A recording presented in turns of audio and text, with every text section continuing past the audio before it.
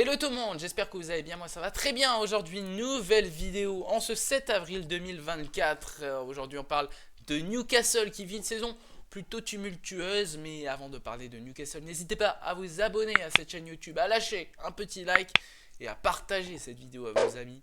Voilà, on espère réussir à réunir une petite communauté de fans de Première League. Et donc on va parler de Newcastle car le projet prend un petit peu de plomb dans l'aile avec une saison compliquée pour les Magpies, avec une place au classement assez compliquée. Voilà, la 8e place, c'est très décevant pour une équipe qui a quand même été qualifiée en Ligue des Champions la saison passée. Mais il y a plusieurs choses qui expliquent ces difficultés. Déjà, on a les blessures, car Newcastle a eu beaucoup de blessures cette saison. Des blessures du côté de Isaac, de Callum Wilson, Anthony Gordon, Nick Pope qui est out pour la saison. On a Botman qui est out pour la saison.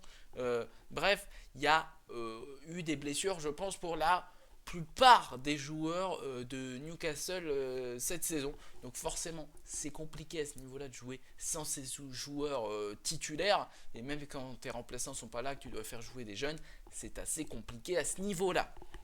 Ensuite, Newcastle a été très décevant cette saison sur certains matchs. Pourtant, ça avait plutôt bien commencé.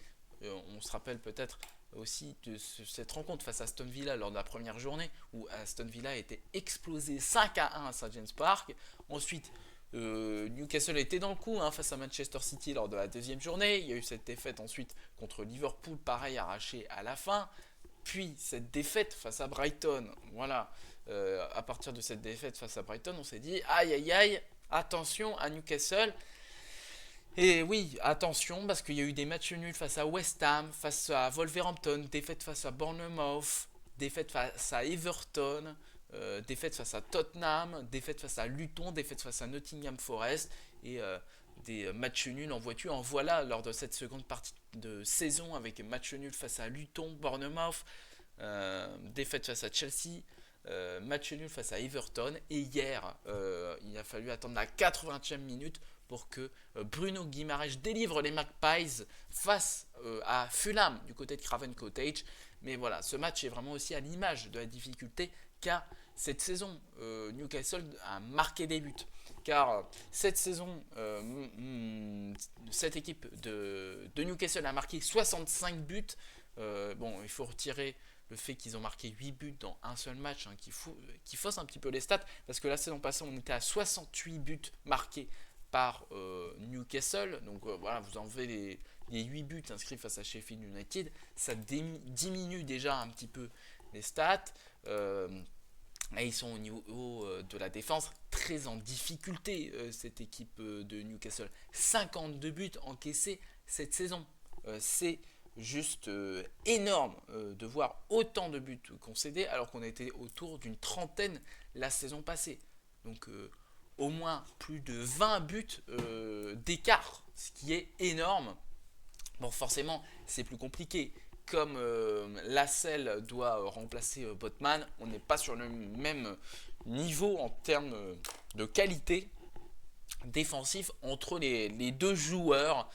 Après, cette saison, on a seulement 9 clean sheets. On était à 14 la saison passée. Au niveau des défaites, on était justement à 5 la saison passée, tandis que cette saison, nous sommes à 12 défaites. On est à 19 victoires la saison passée, on est à 14 cette année. Donc voilà, au niveau des stats, on voit que oui, il y a un petit peu plus de difficultés. Je vais mettre en lien avec aussi les difficultés en termes d'expected goals. Il y a vraiment une très grande différence entre le Newcastle à domicile, le Newcastle à l'extérieur, car à domicile, on a Isaac qui a autour de 11 d'expected goals, Anthony Gordon qui est autour de 7.16. Mais ensuite, après, c'est déjà compliqué rien que pour le domicile. Je ne vous parle pas encore de l'extérieur. Rien que pour le domicile, on est seulement à 3,72 ensuite pour Callum Wilson. Et on est à 3,45 pour Sean Longstaff. Sean Longstaff, milieu défensif, qui est au-dessus de tous les autres joueurs, qui est le 4e joueur en termes d'expected goals à domicile.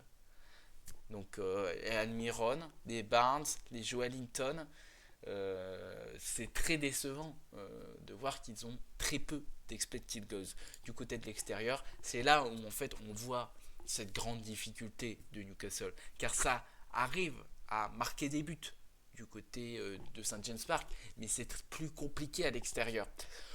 On est seulement à 4.34 pour Callum Wilson, on est à 4.13 pour Isaac, et on passe déjà à 2,54 pour Anthony Gordon ensuite. Puis en quatrième, toujours Sean Longstaff avec 2. Et ensuite, c'est Fabien Schär, donc un défenseur qui arrive cinquième en termes d'expected goals à l'extérieur. Puis ensuite, c'est Almiron, 1.89. Et ensuite, Bruno Guimaraes, 1.46. Donc très décevant encore, ce Joe Linton. Harvey Barnes, seulement 0.04. Ok, il a été blessé, mais quand même, c'est très bas et c'est très décevant. Une équipe comme Newcastle, qui a été en Ligue des Champions la saison dernière, doit montrer un standing. On se disait en début de saison, ils vont peut-être lutter pour le titre. Non, en fait, ils luttent pour le milieu de tableau avec Chelsea actuellement, et ils sont en bataille avec West Ham aussi. Mais pareil, c'est pas le même niveau. On parle de peut-être limoger David Moyes du côté de West Ham. Est-ce que ça va être fait du côté de Newcastle pour Eddie Howe? Je ne sais pas, n'hésitez pas à me répondre dans les commentaires. En tout cas, j'ai regardé le classement au niveau de la sack race, au niveau des pronostiqueurs, et pour le moment, il est encore loin. Il est juste en dessous de David Moyes, mais David Moyes n'est même pas dans les premiers, il est sixième. Donc ça va. Ça va à ce niveau-là.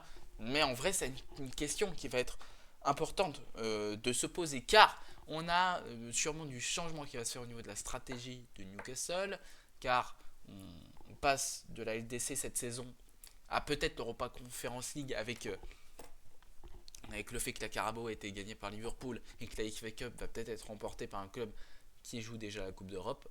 Donc ça va décaler les places. Donc à ce niveau-là, Newcastle va peut-être aller en Europa Conference League, mais forcément ça va demander des petits changements et il va y avoir des évolutions au niveau de la stratégie, car le chef un peu de cette stratégie, c'est Dan Ainsworth, qui va peut-être signer du côté de Manchester United. Enfin en tout cas, c'est des rumeurs qui commencent à augmenter ces dernières semaines, donc ça va changer un petit peu les choses. Pour le moment, Newcastle prenait plutôt des joueurs qui avaient déjà de l'expérience en Angleterre ou des jeunes Anglais avec du potentiel. Est-ce que la stratégie va évoluer cet été parce que les Saoudiens vont peut-être être un petit peu impatients? Ça va être un bon test cet été pour voir s'il y a de la patience du côté des Saoudiens ou est-ce qu'on veut remporter des titres rapidement, car les Saoudiens vont peut-être se dire bon, ça marche pas de tenter des prospects ou des mecs confirmés en Angleterre, on va passer directement sur des stars. Ça peut être aussi ce qui est fait, qui va être fait, on ne sait pas. Donc si ça passe sur des stars, eh ben, est-ce que Eddie Howe est encore l'homme de la situation? Je ne suis pas sûr, car il peut faire évoluer une équipe, Eddie Howe, mais gérer des stars, il n'a jamais eu à le faire. Pour le moment, la plus grosse star qu'il a eu à gérer dans sa carrière, je crois bien que c'est Bruno Guimaraes, actuellement. Voilà. Donc, c'est pas non plus une star de dingue. Donc, Eddie Howe, ça va être compliqué dans les cas où il doit gérer de très grands noms, mais je ne serais pas surpris si la stratégie change. Je ne serais pas surpris, mais en même temps, si la stratégie continue comme ça, il va falloir des résultats vite. Mais en tout cas, ce qui est sûr, c'est que pour moi, il y aura une pression qui va être commencée à être mise sur Eddie Howe. Est-ce que là, c'est avec cette fin de saison où il va avoir une pression émise, car Newcastle va jouer Tottenham le week-end après, enfin le week-end prochain. Ensuite, ça va jouer Crystal Palace, Sheffield United, Burnley, Brighton et ça termine face à Brentford. Donc il reste 6 matchs à jouer et un qui doit être encore placé face à Manchester United.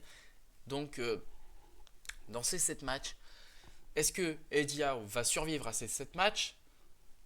Est-ce que Eddie Howe va survivre à cet été? Ça va être la grande question, mais en tout cas la pression va commencer à être émise, je pense, sur Eddie Howe, qui va avoir une obligation de résultat avec cette équipe qui a quand même de bons joueurs. Bon, certes, là on peut dire qu'il y a les blessures comme excuse, mais l'année prochaine, il n'y aura plus d'excuses, il va falloir prouver pour Eddie Howe, sinon il va y avoir un petit changement stratégique à la tête du club, surtout qu'il y a des managers qui veulent retrouver du taf. Je pense notamment à José Mourinho, qui je pense que le projet Newcastle pourrait peut-être l'intéresser.